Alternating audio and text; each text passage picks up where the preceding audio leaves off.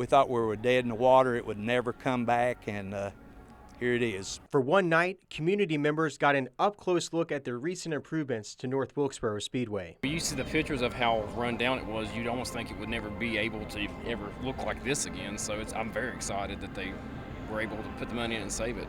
Fans walked around the track, met some of the drivers competing in next week's festivities, and even got to take pictures on the flag stand and victory lane. It's an important track. Short track racing is better for the NASCAR fans, and I'm glad they're bringing it back. Now they got it back, they're never going to let it go again, and I think they're going to show their appreciation for sure. It's an event many will remember for a long time, and they know just how special this place is. We're right here in the roots of NASCAR, you know, right here in the backyard, and no better place than North Wilkesboro. In North Wilkesboro, Zach Tucker, ABC 45 News.